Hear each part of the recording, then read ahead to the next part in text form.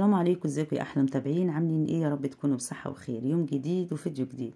وصفه النهارده حلوه جدا، هنعملها بالمانجا. بما اننا بقى في موسم المانجا، هاتي مانجايه واحده بس وتعالى اقولك تعملي بقى القمر ده ازاي.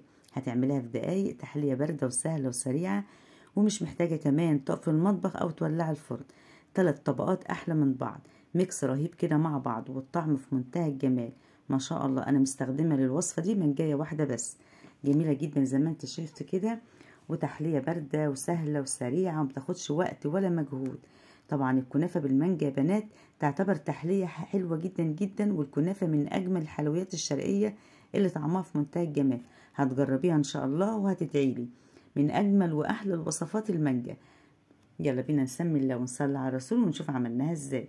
معايا ربع كيلو من الكنافة، انا كنت مفرزاها في التلاجة وطلعتها وهي باردة كده، ضربتها في الكبة.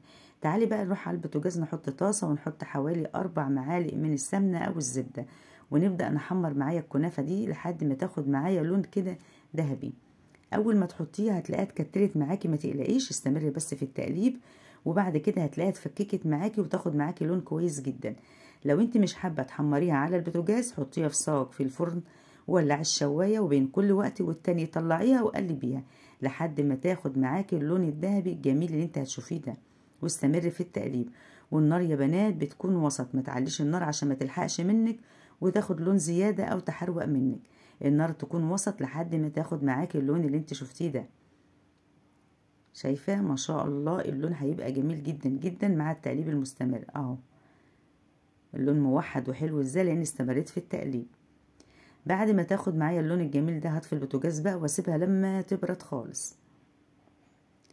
هسيبها لما تبرد، وبعد ما تبرد يا بنات هنزل بنص كوبايه من العسل. تمام؟ عندك عسل تمام، عندك شربات تمام. انا هنا كان عندي نص كوبايه من الشربات العادي، شربات الحلويات. نزلت على الكنافه بالشكل ده وهنقلبه. وحطي الشربات والكنافه معاكي تكون بارده، ما تحطيش والكنافه تكون سخنه عشان ما تكتلش معاكي وتحجر معاكي. واول ما انزل بالشربات هنجيب الصينيه بتاعتنا وانزل كده بكميه الكنافه اللي احنا عملناها في ارضيه الصينيه. تمام؟ نبدأ نسويها بأي حاجة كده، بمعلقة أو ظهر معلقة. حابة تحطيها بقى في بولات، في كاسات، في كوبات، براحتك. أنا هنا عملت الوصفة في الصينية، هتبقى قطعة بقطعتها كده وتبقى شكلها جميل برضو. لو حابة تحطيها في كوبات أو بولات أو كاسات هتبقى أشيك كمان. تعالي بقى نعمل الطبقة التانية، وهي 3 كوبايات من الحليب بما يعادل 650 جرام، وحوالي 5 معالق من السكر، والسكر ده نسبي ممكن تقللي أو تزودي، و3 معالق من النشا حوالي 50 جرام، وهنبدأ نقلبها على البارد بالشكل ده. وأول ما نقلبها على البارد هنحطها على النار.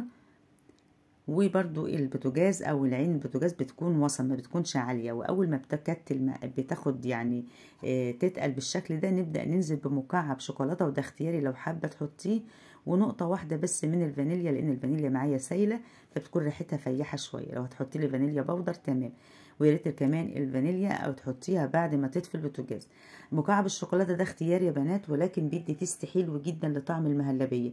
هتدوب مع السخونية كده. هنطفي البوتاجاز اهو، والقطعة اللي فاضلة دي هتدوب مع سخونية المهلبية. بتبقى تيست حلو جدا جدا الشوكولاتة.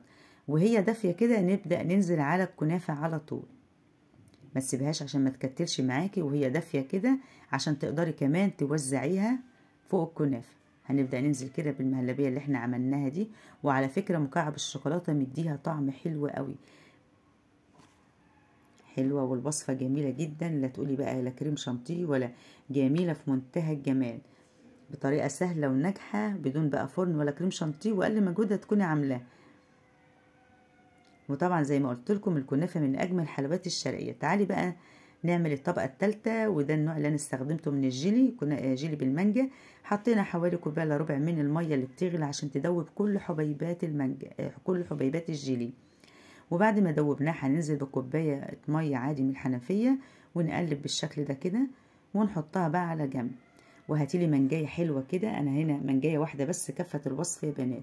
وانا هنا مستخدمة منجا زبدية، بتكون كلها لحم ومسكرة وحلوة قوي.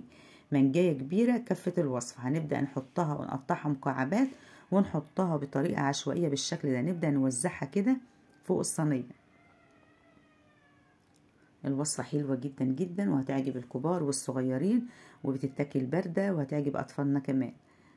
هنا استخدمت مانجاية واحدة بس، ما شاء الله جميلة جدا. هنبدأ بقى نوزعها كده بطريقة عشوائية، وتعالي بقى نحط الجيلي كده فوق الوش.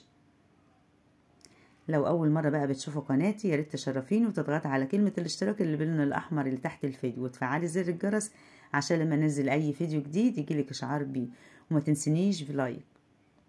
حطينا بقى الجيلي، نبدأ بقى نحطها بقى في التلاجة حوالي ساعتين، وبعد الساعتين تعالي بقى شوفيها الثلاث طبقات بجد أحلى من بعض. شايفة الجمال؟ حلوة جدا. بعد الساعتين طلعتها، كانت بقى اتمسكت واتجمدت كده اهي، ما شاء الله شكلها يجنن وحلوة جدا جدا، بدون كمان كريم شانتيه وبدون فرن وحاجة، وما بتاخدش وقت ولا مجهود، وبتحضريها في دقايق بتكوني محضرة، سهلة وناجحة معاكي من أول مرة. من أجمل وأحلى بجد الوصفات المانجا اللي هتعمليها. تحلية سهلة وجميلة وسريعة، وبتعمليها في أقل وقت وأقل مجهود كمان. شايفة الثلاث طبقات أحلى من بعض، شكلها يجنن وطعمها رهيب وفي منتهى الجمال، ميكس كده رهيب بين الثلاث طبقات، قطعة ورا التانية، بجد مش هتشبعي من حلاوتها.